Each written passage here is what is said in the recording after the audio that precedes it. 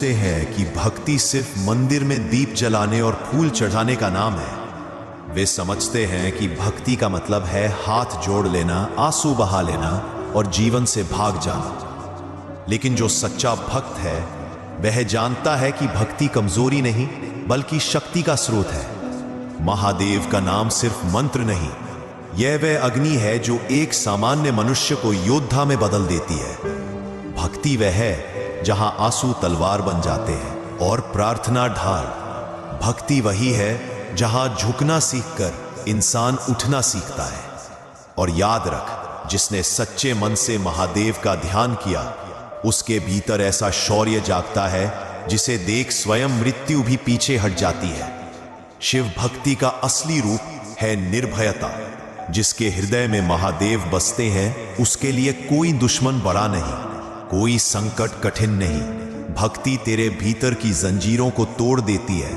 भक्ति तुझे यह समझाती है कि डर का वजूद सिर्फ तेरे मन में है, और जब तू महादेव कहकर खड़ा होता है तब ब्रह्मांड की हर शक्ति तेरे साथ खड़ी हो जाती है। सोच, जब समुद्र मंथन में विष उठा तो कौन सा योद्धा आगे आया?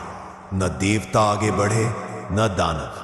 आगे बढ़े तो स्वयं महादेव। यही है भक्ति का रूप, यही है वीरता का स्वरूप। भक्ति इंसान को साधक से महायोद्धा बनाती है। वह योद्धा जो तलवार से नहीं आस्था से लड़ता है। वह योद्धा जो जीत के लिए नहीं धर्म के लिए जीता है। सच्ची भक्ति तेरे भीतर ऐसा संकल्प भरती है कि तू संकटों से भागता नहीं बल्कि संकट तेरे नाम से कांपते हैं। महादेव का भक्त कभी अकेला नहीं होता, उसके पीछे खड़ा होता है पूरा कैलाश, पूरा ब्रह्मांड।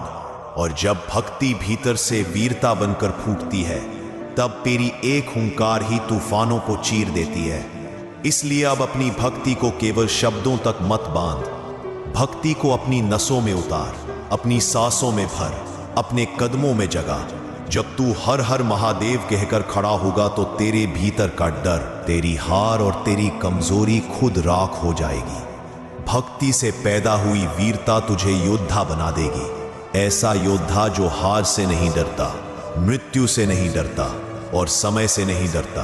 और जब दुनिया तुझे देखेगी तो कहेगी, यह वही है जिसने आंसुओं को कवच बनाया, प्रार्थना को हथियार बनाया और महादेव को अपना सेनापति बनाया।